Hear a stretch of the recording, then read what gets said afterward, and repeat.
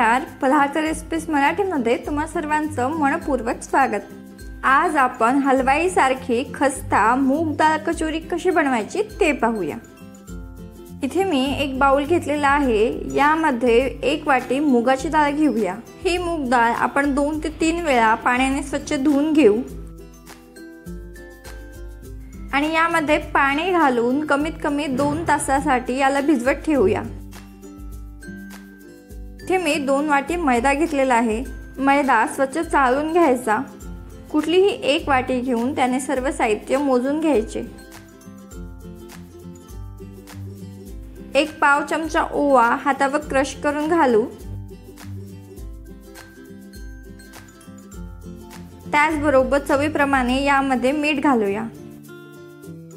ज्या वाटीने आपण मैदा मोजून घेतला आहे त्याच वाटीने पाव वाटी तूप मी घेतलंय।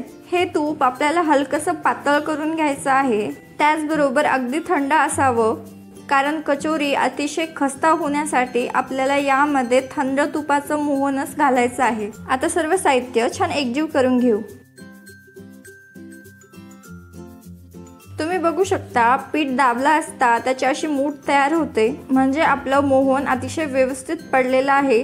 पीठ अगदी असंच असायला हवं, यानेच आपल्या कचोऱ्या छान खस्ता होतील। आता थोडं थोडं पाणी घालत पोळीच्या पिठाप्रमाणे पातळ पीठ आपल्याला मळून घ्यायचं आहे।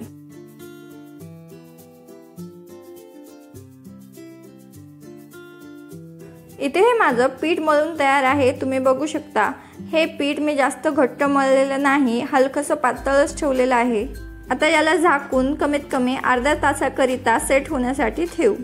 आता कचोरीसाठीचा मसाला तयार करायला घेऊ। त्याकरिता एका मिक्सरच्या भांड्यामध्ये 2 चमचे धने घेऊया। 1 चमचा जिरे,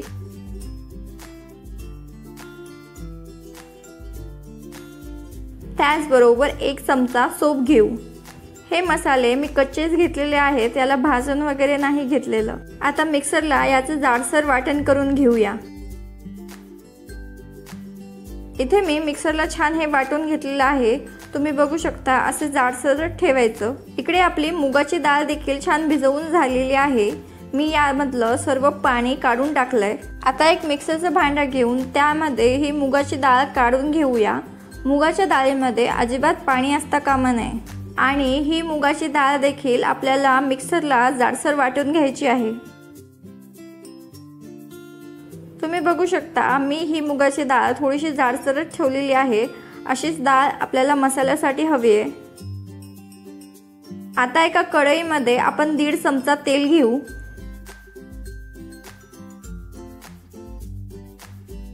आणि आपण वाटलेले मसाले यात घालूया। या मसाल्यामध्येच मी अर्धा चमचा हिंग, त्याचबरोबर अर्धा चमचा आल्याची पावडर घातलेली आहे। हिंग थोडं जास्तच घालायचं आणि आल्याच्या पावडर ऐवजी तुम्ही आलं किसून घातलं तरी चालेल। हा मसाला 1 मिनिट छान भाजून घेऊ। हा मसाला छान भाजला की यामध्ये अर्धी वाटी बेसन घालायचं आणि हे बेसन देखील आपण 2 ते 3 मिनिटे सुगंध येईपर्यंत छान भाजून घेऊ।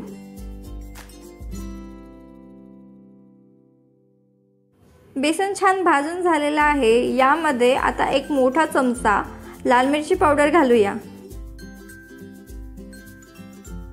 1 पाव चमचा हळद,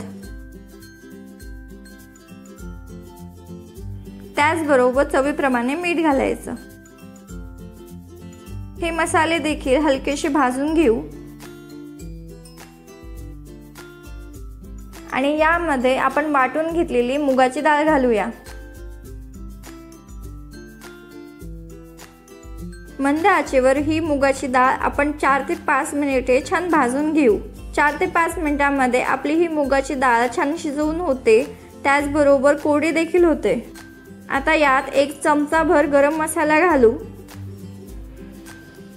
1 चमचा आमचूर पावडर, याने आपली कचोरी छान चटपटीत होते।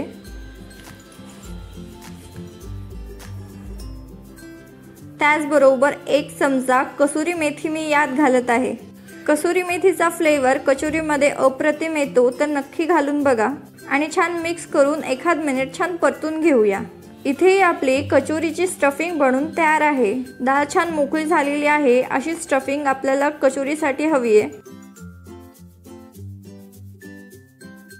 अर्ध्या तासामध्ये आपलं पीठ देखील छान सेट होतं। हे पीठ एकदा छान मळून घेऊ।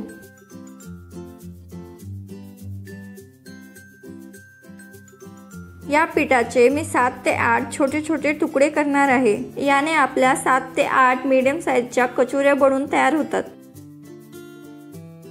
आपण पिठाचे छान बॉल्स तयार करून घेऊ। इथे मी स्टफिंग देखील पूर्णपणे थंड करून घेतलेली आहे। आता या स्टफिंगचे देखील आपण छोटे छोटे बॉल्स तयार करून घेऊ। व्हिडिओमध्ये दाखवल्याप्रमाणे स्टफिंगचे आपण बॉल्स तयार करून घेऊया। इथे माझे स्टफिंगचे बॉल्स बनून तयार आहे। आता आपण कचोरी करायला घेऊ। इथे हा मसाला देखील थोडासा उरलेला आहे। हा मसाला तुम्ही फ्रीजमध्ये ठेवू शकता। हा मसाला 15 ते 20 दिवस आरामात टिकतो। आता एक पिठाचा बॉल घेऊ। तुम्ही बघू शकता जेवढी स्टफिंग आहे तेवढाच मी पिठाचा बॉल घेतलेला आहे। आता हातावर या पिठाची आपण छोटीशी पारी तयार करून घेऊ। आता या पारीमध्ये आपण स्टफिंग ठेवून घेऊन व्हिडिओमध्ये दाखवल्याप्रमाणे ही स्टफिंग आपण छान पारीमध्ये भरून घेऊया। कचोरी पॅक करताना अगदी व्यवस्थित करायची जेणेकरून हे सारण तेलामध्ये सुटणार नाही।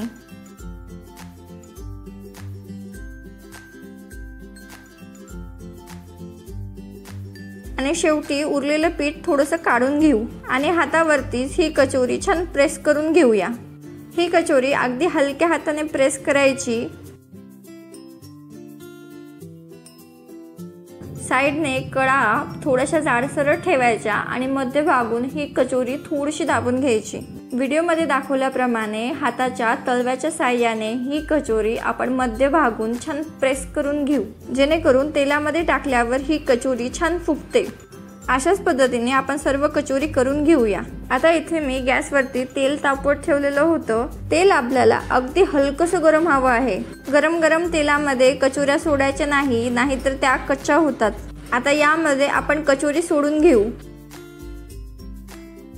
2 ते 3 मिनिटांमध्ये आपल्या या कचोऱ्या आपोआपच वर यायला सुरुवात होते। कचोरी हलकेशा वर यायला सुरुवात झाली की यावरती आपण तेल ओतूया जेणेकरून आपली ही कचोरी छान फुलते। तुम्ही बघू शकता आपल्या या कचोऱ्या किती सुंदर फुगलेल्या आहेत। मी गॅस मंद आचेवर ठेवलेला आहे। संपूर्ण कचोरी आपल्याला मंद आचेवरच तळून घ्यायची आहे। गॅस अजिबात मोठा करायचा नाही, यानेच आपली कचोरी छान खस्ता होते। एक 10 मिनिटांनंतर मी कचोरीची बाजू पलटून घेतलेली आहे आणि तुम्ही बघू शकता किती सुंदर कलर आपल्या कचोरीला आलेला आहे। आता दुसऱ्या साइडने देखील ही कचोरी आपण छान तळून घेऊया।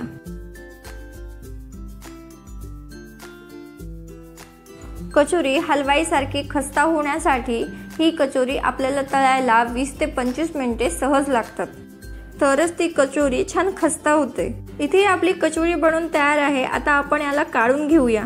तुम्ही बघू शकता इथे आपली अगदी हलवाई स्टाईल खस्ता कचोरी बनून तयार आहे। अतिशय खस्ता होते, त्याचबरोबर चवीला देखील भन्नाट लागते। तर एकदा नक्की ट्राय करून बघा आणि तुमच्या प्रतिक्रिया आम्हाला कळवा।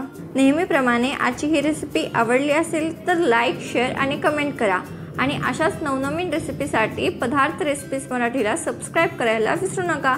लवकरच भेटू अशाच एका नवीन रेसिपी सोबत।